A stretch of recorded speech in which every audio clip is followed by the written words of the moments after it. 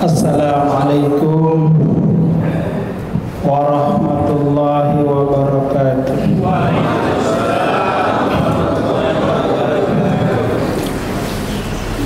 Alhamdulillahirabbil alamin. Wa bihi nasta'inu ala umuri dunya waddin. Asyhadu an la ilaha illallah wahdahu la syarika lah. Wa asyhadu anna Muhammadan abduhu wa rasuluh. Allahumma salli wa sallim wa barik ala nabiyyina Muhammadin wa ala alihi wa ashabihi wa man tabi'ahum bi ihsanin ila yaumiddin. Amma ba'd. Yang kami hormati pimpinan UPD yang berkenan hadir pada kesempatan ini. Kami hormati Ketua Rohis serta jajaran pengurusnya. Yang kami hormati seluruh ASN dan honorer di lingkungan pemerintah Provinsi Papua Barat Daya. Bapak Ibu hadirin hadirat sekalian yang dirahmati oleh Allah, setiap tahun kita selalu memperingati Maulid Nabi kita Muhammad sallallahu alaihi wasallam. Peringatan Maulid ini sesungguhnya bukan merupakan sebuah keharusan, bukan merupakan sebuah ubudiyah khasah, bukan merupakan sebuah ibadah khusus yang diperintahkan. Akan tetapi peringatan Maulid ini tetap kita perlukan. Dengan peringatan Maulid ini kita mempelajari sirah perjalanan hidup Rasulullah sallallahu alaihi wasallam min qaulin wa fi'lin wa takririn. Jadi dengan peringatan Maulid ini kesempatan bagi kita untuk menelaah kembali, mempelajari kembali, memaknai sirah perjuangan Rasulullah sallallahu alaihi wasallam yang pada gilirannya bisa kita aplikasikan, kita terapkan di dalam kehidupan kita sehari-hari. Memang ada perbedaan pandangan di antara para ulama tentang peringatan Maulid itu. Ulama Syafi'iyah berpandangan bahwa peringatan Maulid itu bagian dari muamalah. Jadi karena bagian dari muamalah, karena di dalamnya ada silaturahim. Kita kumpul-kumpul seperti ini silaturahim. Lalu kemudian ada tausiah, ada nasihat-nasihat keagamaan yang disampaikan. Kita mempelajari sirah perjalanan hidup Rasulullah sallallahu alaihi wasallam. Tapi ya ada sebagian ulama berpandangan, terutama ulama dari mazhab Maliki, dari sebagian dari ulama mazhab Maliki, mazhab Hambali berpandangan bahwa semua ibadah yang kita lakukan di dalam Islam itu harus ada dalilnya. Maulid itu tidak ada dalilnya. Karena tidak ada dalilnya jadi bid'ah. Apa? bid'ah. Karena bid'ah ya harus dijauhi, dihindari. Tapi secara umum ini masuk dalam wilayatul khilaf, masuk dalam ranah fikih. Karena ini bagian dari ikhtilaful ulama, maka masing-masing silahkan berpegang kepada mazhabnya. Kalau yang berpandangan bahwa maulid itu boleh, monggo dilaksanakan, kan begitu. Kalau yang berpandangan bahwa maulid itu tidak boleh, bid'ah, ya berarti tidak usah dilaksanakan. Tapi yang tidak boleh itu apa? Saling menyalahkan gitu. Rasulullah itu sudah wafat, kita tidak pernah berjumpa dengannya, tetapi oleh karena keimanan kita kepadanya mengharuskan kita untuk berakhlakul karimah padanya. Meskipun berakhlakul karimah kepada Rasulullah SAW itu berbeda, tidak bisa secara lahiriah, tidak bisa secara jasmaniah, ya, seperti halnya para sahabat Nabi. Para sahabat Nabi itu karena hidup sesama dengan Nabi, sehingga mereka menyaksikan langsung pribadi Rasulullah SAW, mendengar perkataannya secara langsung, sehingga keimanannya luar biasa, ketaatannya luar biasa.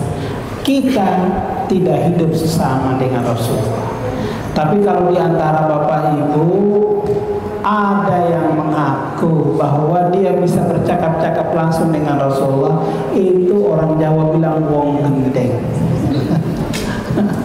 Apa? Wong gendeng, orang gila. Tetapi kalau ada yang bermimpi bertemu dengan Rasulullah, itu mimpi yang benar. Karena setan itu tidak bisa menyerupai Nabi, ya. Ada yang mimpi ketemu Nabi antara Bapak Ibu? Kalau ada yang pernah mimpi ketemu Nabi, angkat tangan. Tidak ada. Jadi mimpi ketemu Nabi itu mimpi yang benar. Tapi itu 1001 jarang. Karena mimpi ketemu Nabi itu berarti menandakan bahwa orang itu orang yang soleh. Ya, sesungguhnya kita semua bisa, ya, tapi kita perbaiki amalan-amalan kita.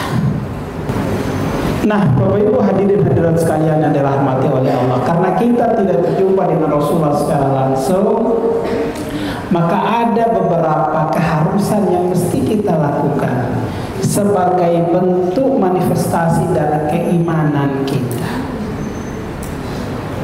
kepada Rasulullah SAW. Yang pertama, al-mahabbah, yaitu kita harus mencintai Rasulullah Sallallahu Alaihi Wasallam.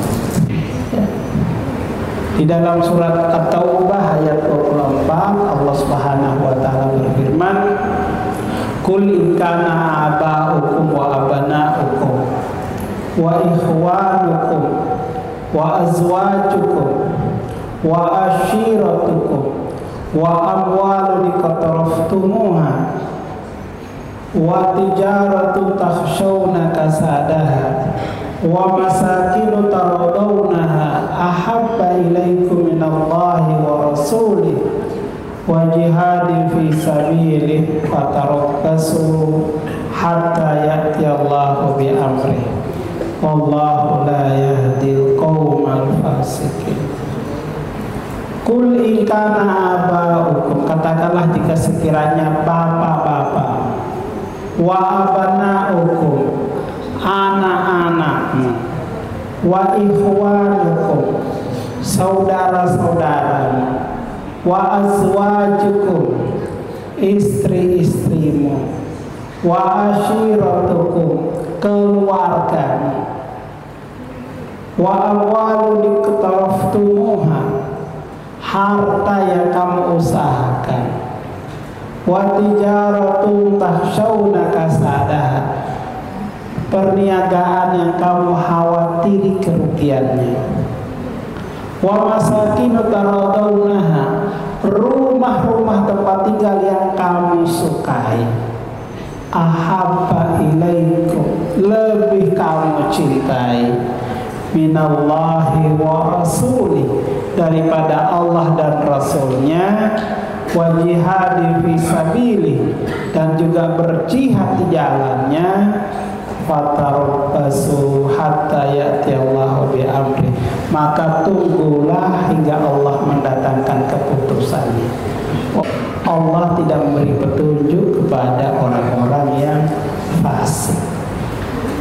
Ayat ini Bapak Ibu hadirin dan sekalian rahmati oleh Allah memberikan penegasan kepada kita bahwa sesungguhnya kita boleh mencintai apa saja. Yang disebutkan ini secara fitrah, kecenderungan manusia kepadanya, ya. Orang mencintai orang tuanya, mencintai anaknya, mencintai saudara-saudaranya, mencintai istrinya, istri-istrinya. Ada yang punya istri-istri, boleh kan? Karena di dalam surat An-Nisa itu Allah berfirman, "Fankihu ma tobalakum minan nisa'i masna wa sulasa wa ruba." Ibu-ibu setuju tidak?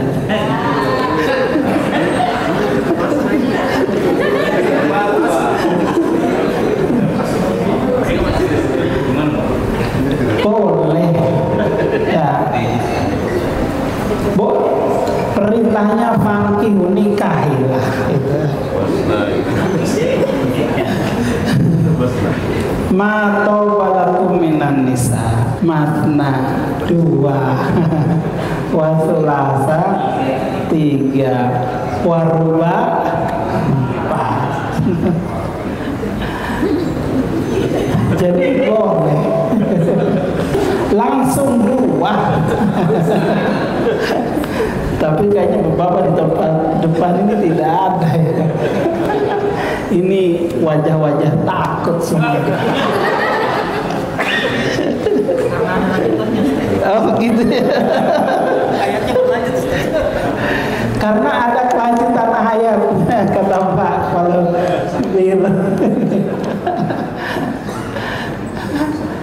fa in khiftum alla ta'dilu fawahid. Kalau kamu tidak sanggup berlaku adil, cukuplah 1. Jadi Bapak yang di depan ini minal khaifi, termasuk yang takut itu.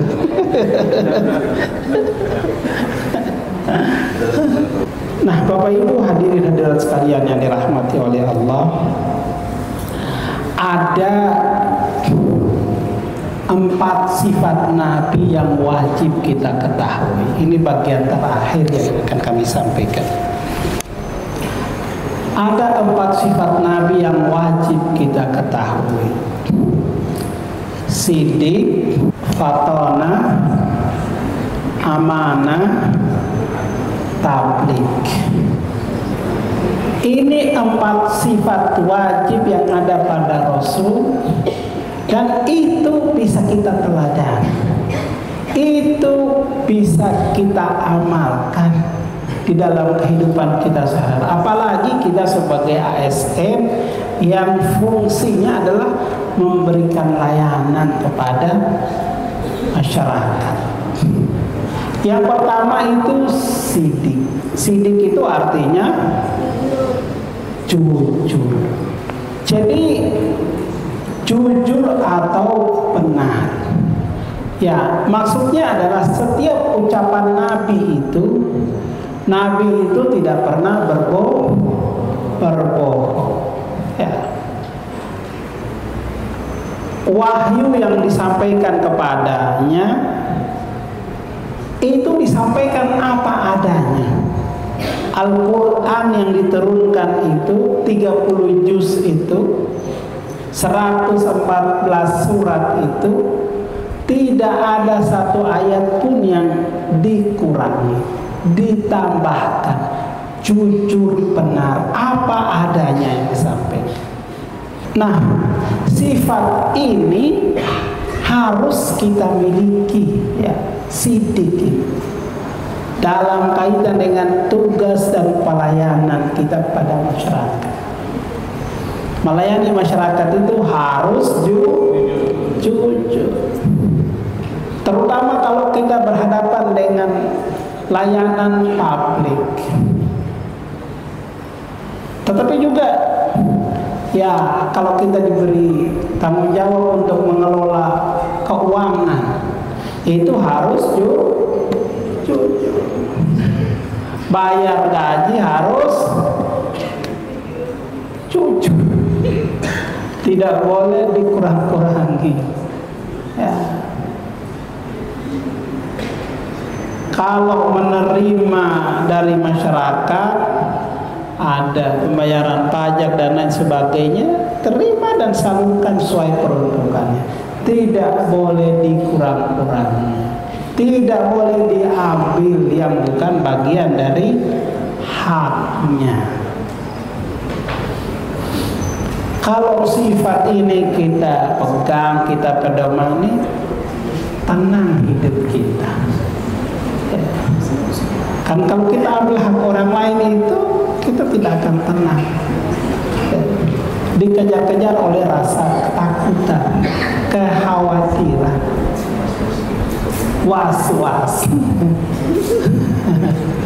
Yang berikutnya apa? Amanah. Ya. Amanah itu artinya dapat dipercaya. Jadi kalau dititipi amanah harus bisa dijaga amanah itu. Nah, Bapak Ibu ini diberi amanah oleh negara, predikat sebagai aparatur sipil negara. Itu amanah, Bapak Ibu. Kullukum ra'in wa kullukum mas'ulun an ra'iyati. Tiap-tiap kita itu adalah pemimpin, dan tiap pemimpin itu nanti akan diminta pertanggungjawabannya. Dalam kaitan dengan tanggung jawab kita sebagai ASN, sifat amanah itu penting. Laksanakan tugas yang diberikan dengan sebaik-baiknya.